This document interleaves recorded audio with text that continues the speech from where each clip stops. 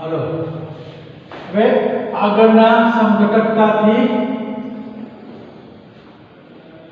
આગળ વધીએ કે આયનીકરણ સમઘટકતા આગળ આપણે જોયું ત્યાર પછી સવર્ગ સમઘટકતા તો સવર્ગ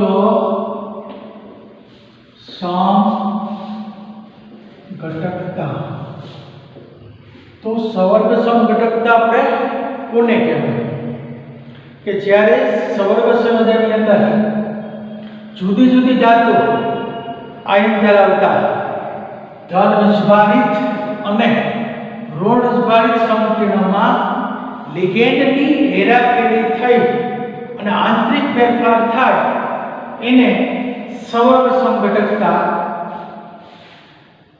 तो सवर्ग समघटकता એટલે કે સવર્ગ સંયોજનમાં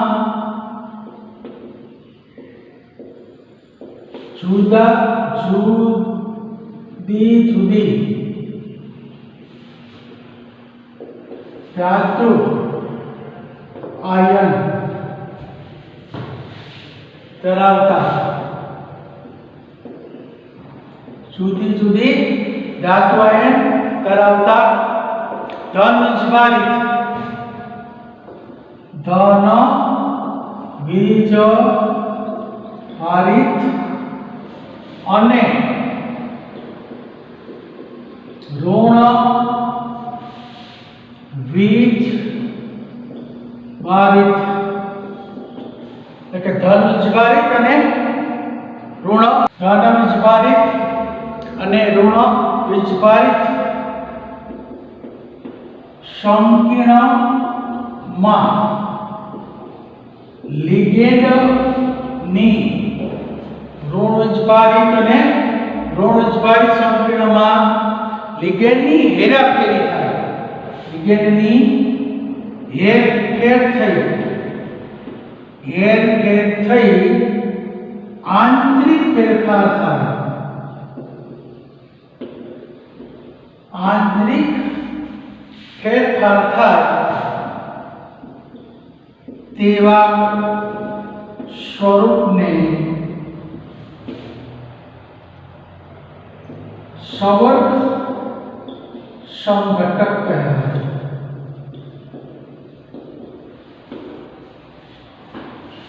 दाखला तरीके આપણે જોઈએ કે CO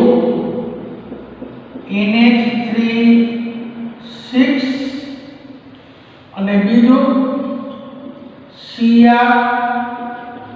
CN6 અહીંયા CO ધાતુ સંકીર્ણ અહીંયા CR ધાતુ સંકીર્ણમાં આની અંદર NH3 લિગેન્ડ છે અહીંયા CN લિગેન્ડ છે તો એમાં હેરાફેરી થઈ તો હેરાફેરી થાય તો અહીંયા ક્રોમિયમ સાથે CH3 લિગેન્ડ જોડાઈ ગયા અને અહીંયા કોબાલ્ટ સાથે CN લિગેન્ડ જોડાઈ ગયા તો આ એના સ્વરૂપને આનું સવર્ગ સમઘટક કહેવાય તો સામાન્ય રીતે અહીંયા પહેલા સ્વરૂપની અંદર CO+3 સાથે 6 NH3 ના લિગેન્ડ અને Cr+3 સાથે 6 Cn ના લિગેન્ડ જોડાઈને બંધિત થયેલા ત્યારે ના બીજા સ્વરૂપમાં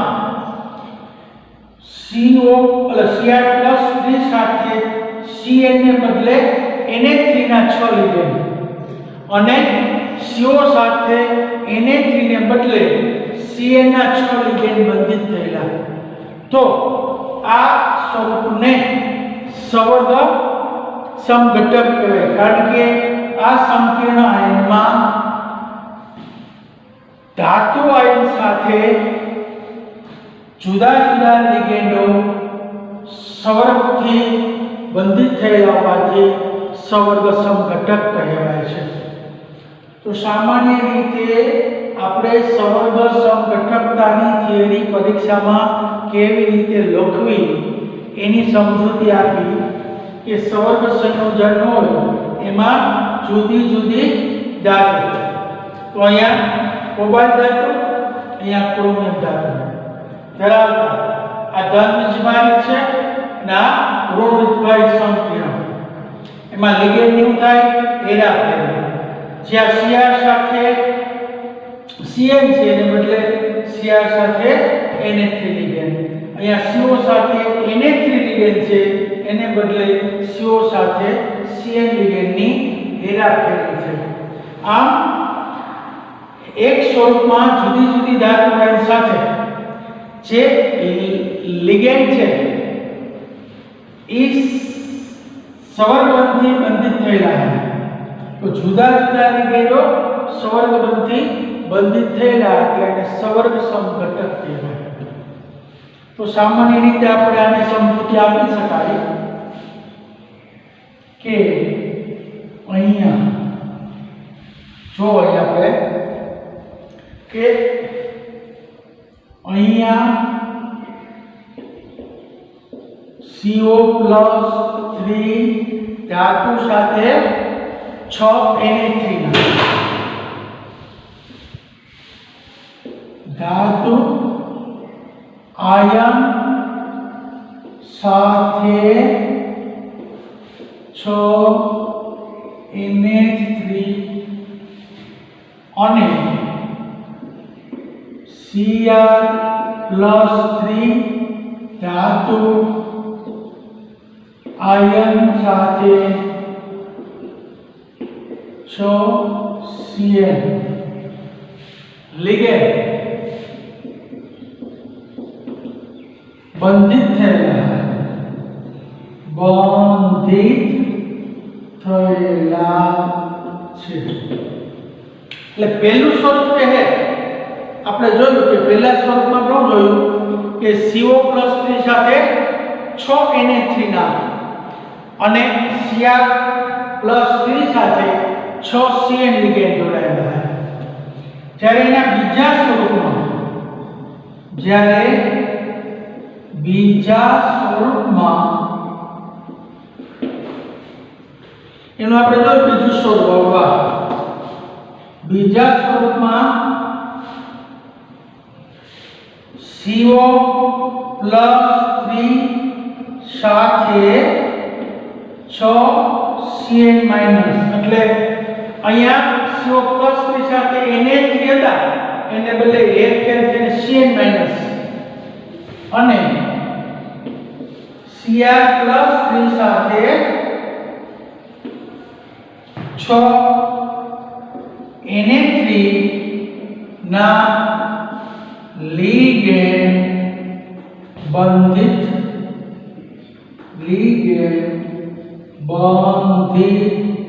થયેલ છે. આમ ધાતુ બંને સંકીર્ણમાં ધાતુ આયન સાથે જુદા જુદા લિગેન્ડો સવર્ગ થયેલા હોવાથી એને સવર્ગ બંધિત અથવા સવર્ગ સમઘટકતા કહે છે. એટલે તમારે સામાન્ય રીતે આવા ઉદાહરણ વડે તમે આની સમઘટકતા સમજાવી શકો.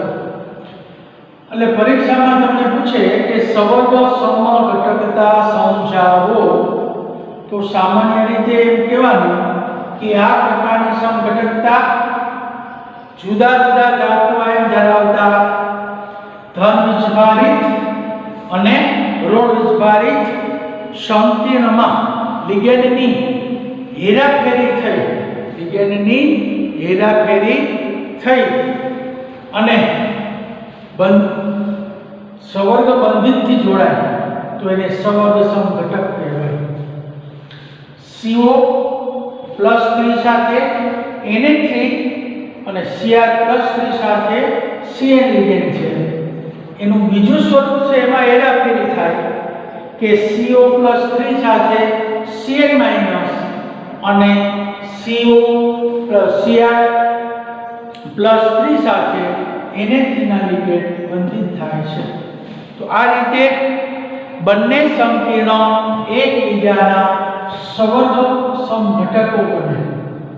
એટલે સવર્ગ સમઘટક એટલે કે સંકીર્ણમાં ધાતુ આયન સાથે જુદા જુદા લિગેન્ડો સંવર્ગ બંધિત થયેલા હોવાથી સંવર્ગ સમઘટક બને છે. સંવર્ગ બંધિત થયેલા એટલે કે પહેલા સ્વરૂપમાં જે લિગેન્ડ હોય એ બીજા સ્વરૂપમાં હેરાફેરી થઈ જાય એટલે એનો આંતરિક ફેરફાર થાય એટલે પહેલા સ્વરૂપનું બીજું સ્વરૂપ એનો સંવર્ગ સમઘટક બને. હવે આપણે જોઈએ કે દ્રાવક સમઘટકતા. તો આપણે હવે દ્રાવક સમઘટકતા તો એનો ચોથો પ્રકાર છે. ચાલો દ્રાવક સમઘટકતા આગળ આપણે સમજ્યા તો આગળ જે આપણે સમજૂતી આપી આગળ વિગતવાર. તો હવે આપણે આને પરીક્ષામાં કેવી રીતે લખવું તો પહેલા તમારે કહેવાનું કે દ્રાવક સમઘટકતા એ આ સમઘટકતા એવા સંકીર્ણમાં જોવા મળે કે પાણીના અણુ દ્રાવક તરીકે રહેલા હોય એટલે કે આ સમઘટકતામાં દ્રાવકના એટલે કે પાણીના અણુ દ્રાવક તરીકે રહેલા હોય એવા સંકીર્ણમાં આ સમઘટકતા જોવા મળે. તો દ્રાવક સમઘટકતા જ્યારે પાણીના અણુ દ્રાવક તરીકે રહેલા હોય તો પાણી પોતે જ દ્રાવક તરીકે રહેલું હોય ત્યારે આ પ્રકારની સમઘટકતા જોવા મળે કે જ્યારે પાણીના અણુ દ્રાવક તરીકે પાણીના અણુ દ્રાવક તરીકે રહેલા હોય તેવા સંકીર્ણમાં અથવા સંવર્ગ સંયોજનમાં આ પ્રકારની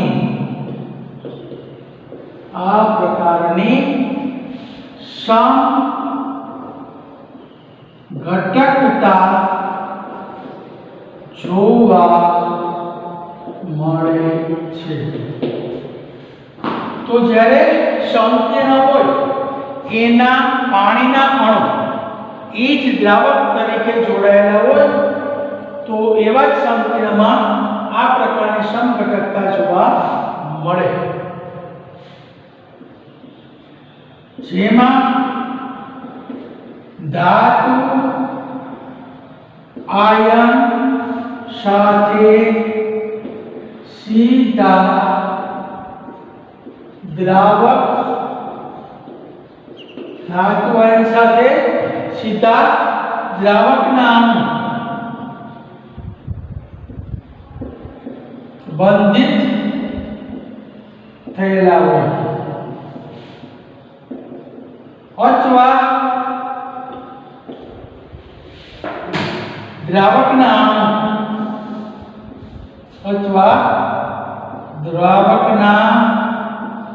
અણુ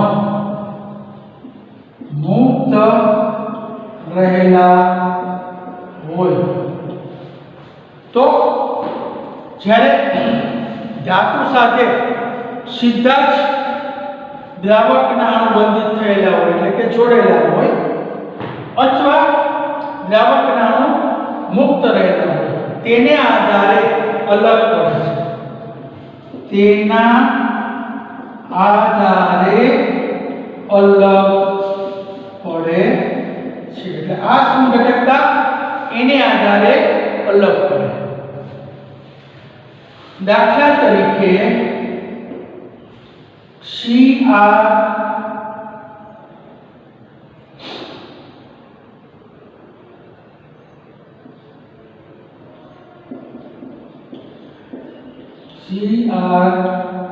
CrH2O6 Cl3 અહીંયા Cr+3 સાથે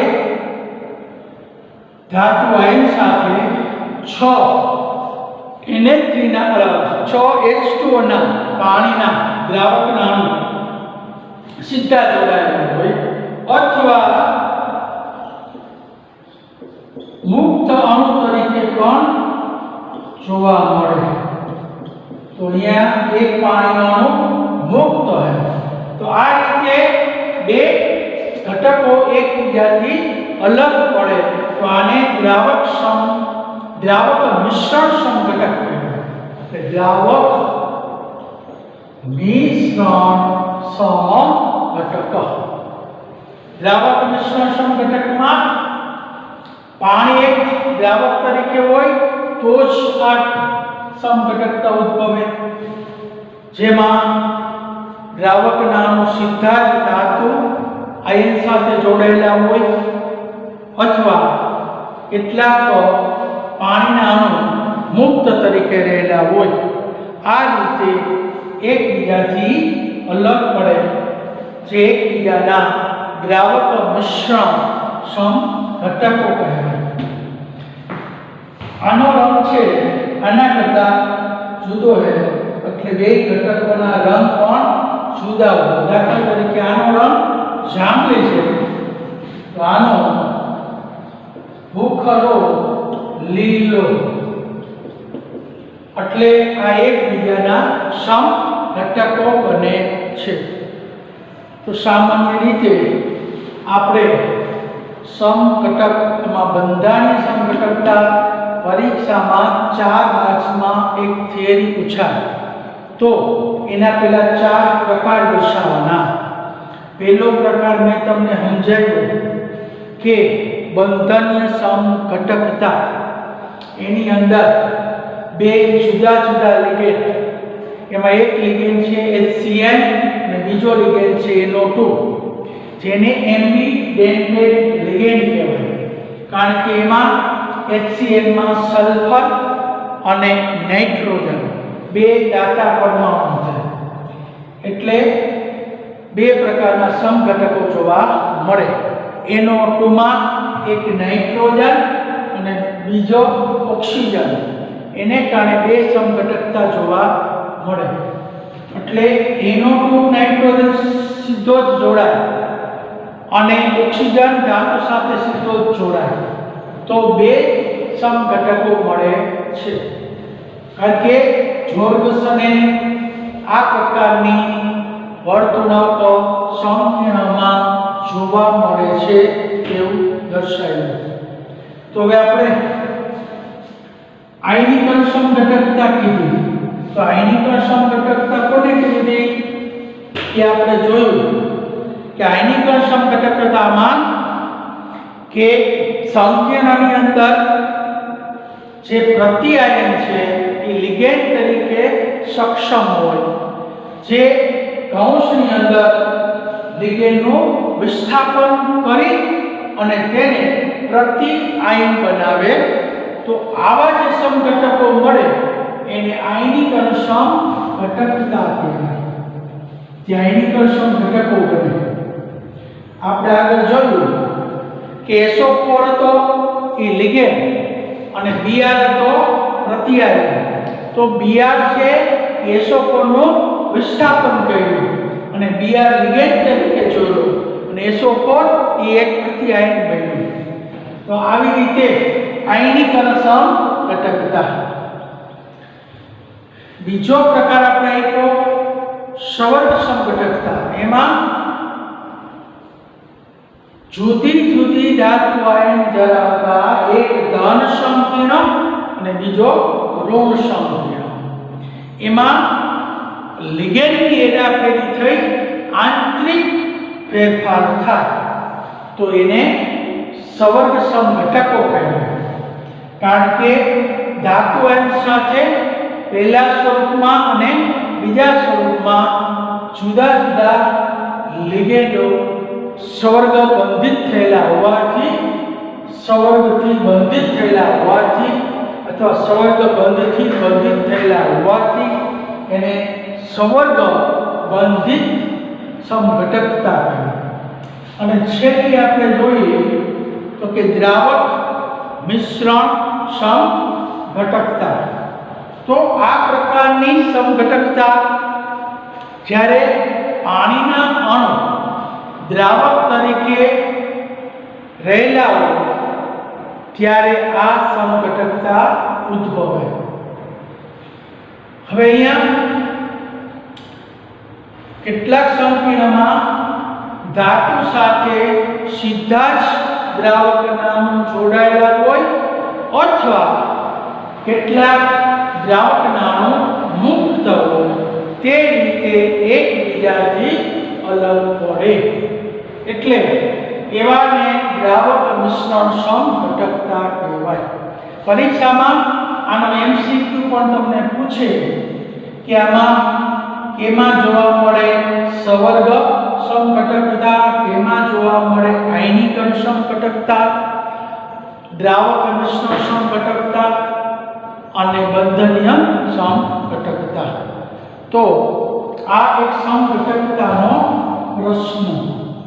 હવે આપણે જોઈએ કે સવર્ગ સંયોજનમાં જે બંધન થાય તે જુદા જુદા અભિગમો દ્વારા જોવા મળે. તો સવર્ગ સંયોજનમાં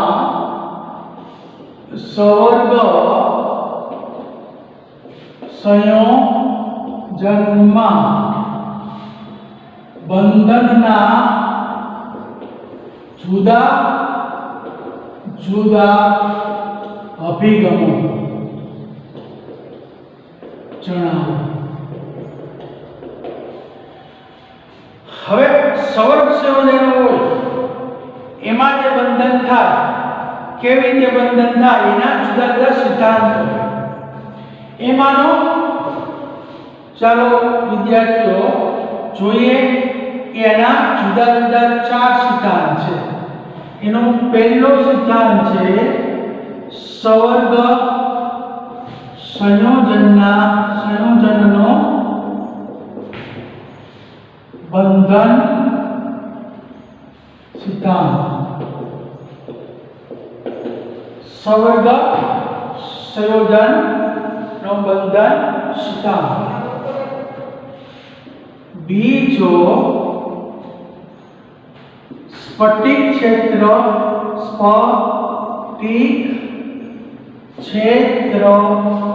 સિદ્ધાંત થિયરી. આમાં VDT વેલેન્સ બોન્ડ થિયરી સવર્ગ બંધન સિદ્ધાંત. ત્રીજો સ્ફટિક ક્ષેત્ર સિદ્ધાંત, તેને કહેવાય CFT એટલે કે ક્રિસ્ટલ ફિલ્ડ થિયરી. ત્રીજું લિગેન્ડ ક્ષેત્ર સિદ્ધાંત, એને LFT લિગેન્ડ ફિલ્ડ થિયરી તરીકે ઓળખાય. અને ચોથો આણ્વીય કક્ષક સિદ્ધાંત, એને કહેવાય molecular orbital theory MOT theory. એટલે સવર્ગ બંધનના જુદા જુદા અભિગમોના અભ્યાસ પરથી સવર્ગ સંયોજનના બંધન સિદ્ધાંત સમજાવી શકાય. તો સવર્ગ સંયોજનનો બંધન સિદ્ધાંત દ્વારા અથવા સ્ફટિક ક્ષેત્ર સિદ્ધાંત દ્વારા અથવા લિગેન્ડ ક્ષેત્ર સિદ્ધાંત દ્વારા અથવા આણ્વીય કક્ષક સિદ્ધાંત દ્વારા આપણે બંધન સિદ્ધાંતનો અભિગમ સમજાવી શકાય. તો જુદા જુદા આ 4 અભિગમો છે. એમાંથી સવર્ગ સંયોજનમાં સવર્ગ સંયોજનનો બંધન સિદ્ધાંત અને સ્ફટિક ક્ષેત્ર સિદ્ધાંતનો જ ઉપયોગ કરવામાં આવે છે. તો હવે આપણે આવા બે સિદ્ધાંતનો ઉપયોગ કરીએ.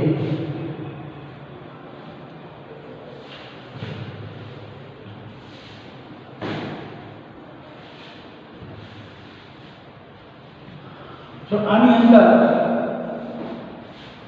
પહેલું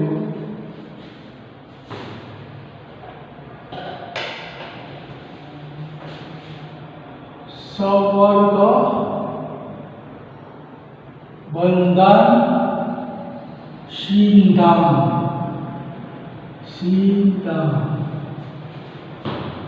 VBT થિયરી.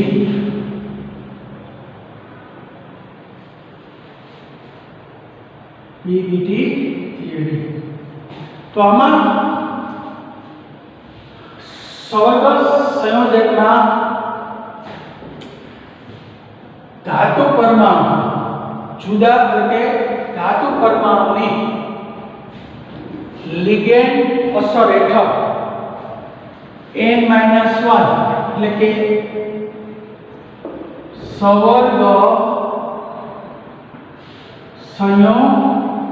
સંયોજનમાં ધાતુ આયનની જુદી જુદી કક્ષકો ધાતુની જુદી જુદી કક્ષકો n-1d ns np. n-1d એટલે 3d 4s 4p એટલે અહીંયા 3d 4s 4p અથવા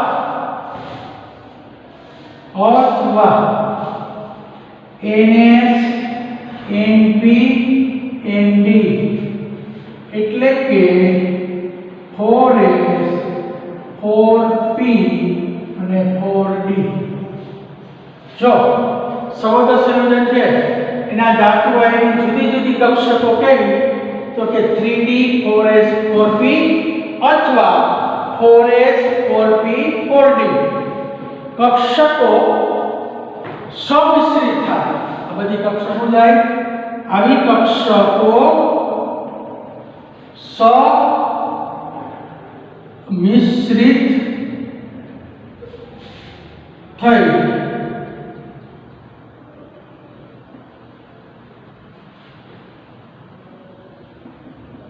સમાન સંકૃત કક્ષકો બનાવે. એટલે સમાન ઉર્જાવાળી કક્ષકો બને એને સંકૃત કક્ષક કહેવાય. એટલે સમિશ્રિત થઈ સમાન સંકૃત કક્ષકો બનાવે કે જે ઇલેક્ટ્રોન યુગ્મો ધરાવતા લિગેન્ડ સાથે જે ઇલેક્ટ્રોન યુગ્મો હોય ને ધરાવતા લિગેન્ડ સાથે સમિશ્રિત થાય મિશ્રણ થયું. કારણ કે જ્યારે n3d 4s 4p અથવા 4s 4p 4d એવી કક્ષકો છે એકબીજા સાથે મિશ્રણ થાય સમાન ઉર્જાવાળી કક્ષકો બને જેને સંકૃત કક્ષકો કહેવાય. આ સંકૃત કક્ષકો જે બનાવી એવું કશે કે જે ઇલેક્ટ્રોન યુગ્મ ધરાવતા લિગેન્ડ સાથે મિશ્રણ થયું અને મિશ્રણ થઈ અષ્ટફલકીય સમચોરસ કે ચતુષ્ફલકીય ભૌમિતિક અષ્ટફલક કાં તો બનાવે કાં તો સમચોરસ બનાવે કાં તો સમચતુષ્ફલકીય ભૌમિતિક રચના ધરાવતા સંકીર્ણ બનાવે છે. એટલે ખાસ આ જોવાનું સંવર્ગ બંધનનો સિદ્ધાંત કહે છે કે સંવર્ગ સંયોજનની અંદર જે ધાતુ આવેલી હોય એની કાં તો 3D કક્ષક, 4s કક્ષક અને 4p કક્ષક એને અંતરની કક્ષક કહેવાય, અથવા 4s 4p અને 12ની 4D કક્ષક નું સંમિશ્રણ થાય અને સમાન ઉર્જાવાળા જે કક્ષક બને એ સંકૃત કક્ષકો બનાવે. અને આ સંકૃત કક્ષક શું કરશે કે લિગેન્ડ પાસે જે ઇલેક્ટ્રોન યુગ્મ હોય એની સાથે મિશ્રિત થાય અને જુદી જુદી ભૌમિતિક રચના ધરાવતા સંકીર્ણ સંયોજનો બનાવે છે. એટલે આ એનો સિદ્ધાંત છે કે સંકીર્ણ સંયોજન કઈ રીતે બનાવે. તો હવે આપણે જોઈએ કે સંકીર્ણ સંયોજનો બનાવે તો એના માટે સંકરણ. તો આપણે હવે એના જુદા જુદા સંકરણો આપણે જોઈએ.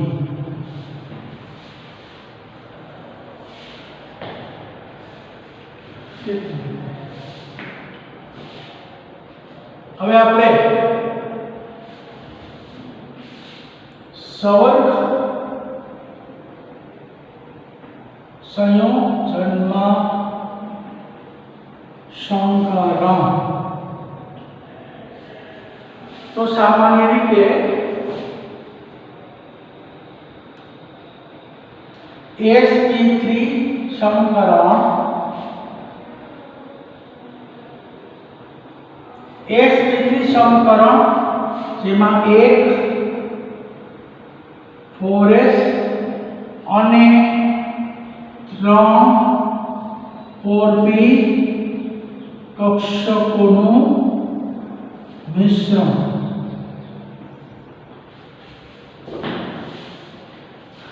જેની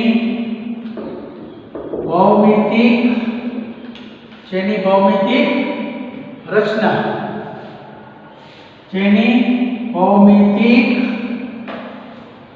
રચના સમ ચતુષ્ફલકીય બને.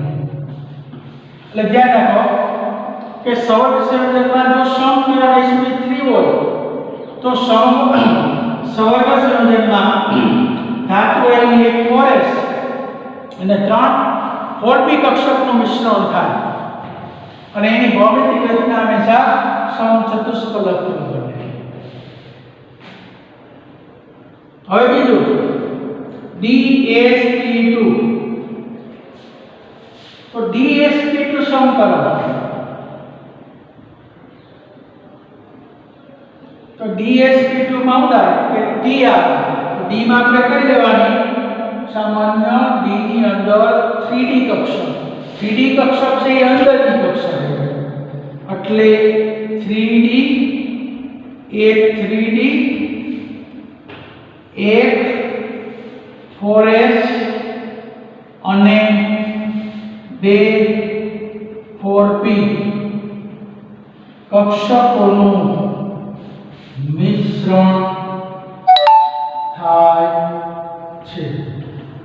એટલે કે ધાતુ આયન સંકીર્ણની અંદર એમાં એક 3D કક્ષક 3D એટલે અંદરની એક 4s કક્ષક અને 2 4p કક્ષકનું મિશ્રણ થાય છે જેની ભૌમિતિક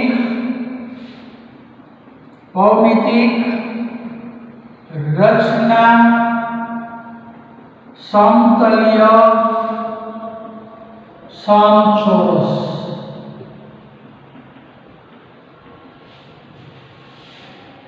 હવે જ્યારે DsP2 સંકરણ હોય ત્યારે હંમેશા યાદ રાખજો કે એની ભૌમિતિક રચના હંમેશા સમતલ્ય સમચોરસ હોય, એમાં અંદરની દ્વિકક્ષક ગોઠવાયેલી હોય, એટલે આવા સંકીર્ણને આંતરિક સંકીર્ણ અથવા નીચું ભ્રમણ સંકીર્ણ કહે છે.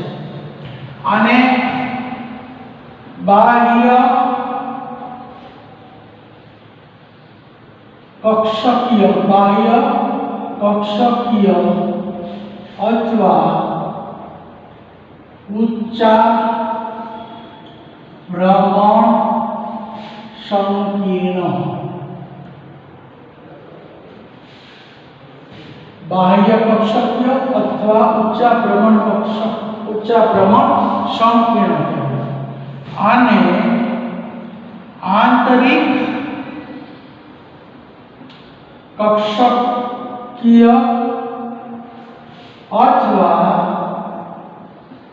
નીચા ભ્રમણ સંકીર્ણ. કે જો ખાસ નોંધ કરવાનું કે આંતરિક દ્વિકક્ષકનો ઉપયોગ થાય એટલે આંતરિક કક્ષકીય અથવા નીચું ભ્રમણ અને બાહ્ય દ્વિકક્ષકનો ઉપયોગ થાય તો એને ઊંચા ભ્રમણીય, એટલે કે અંદરની દ્વિકક્ષકનો ઉપયોગ ન થાય તો એનો અર્થ કે બાહ્ય કક્ષકીય અથવા ઊંચા ભ્રમણ સંકીર્ણ કહેવાય. તો ખાસ જોવાનું sp3 અને tsp2. હવે નોંધ, આ બધી નોંધ કરતી જાઓ કે જો ધાતુ સાથે 6 લિગેન્ડ તો 6 સંવર્ગબંધથી જોડાયેલા હોય છે. 6 સંવર્ગ બંધથી લિગેન્ડ જોડાય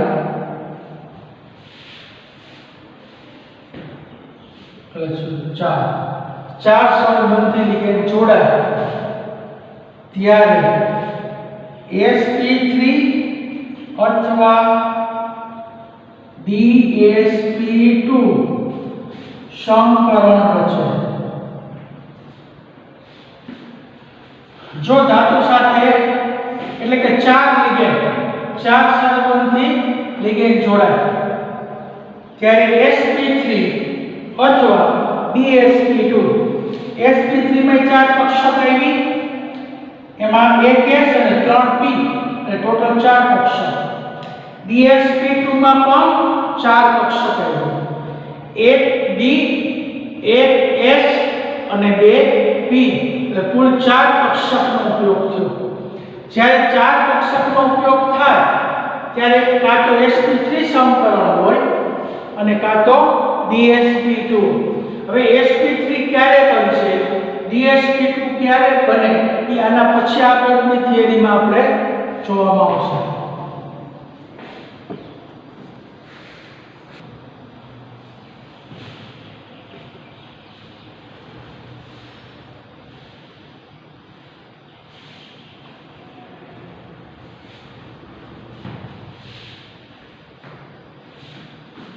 હવે ડેઇલી ટેસ્ટ.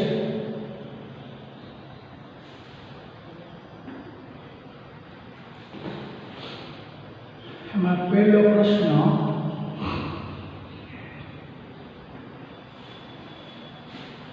આયનીકરણ સમઘટકતાના 2 ઉદાહરણ આપો.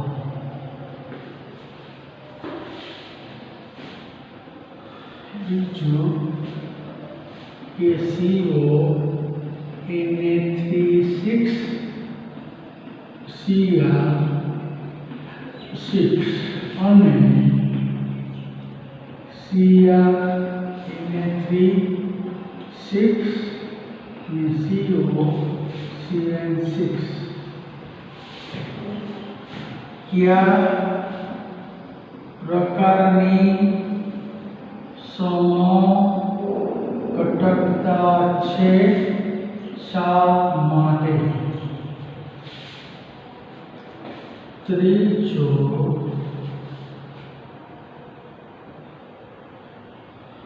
દ્રાવક મિશ્રણ સંઘટકતા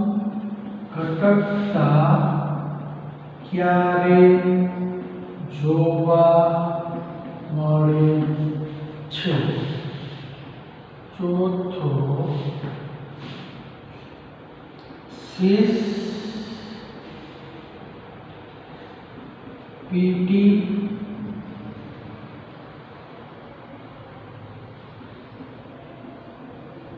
વર્ષ માં કઈ સંઘટકતા છે?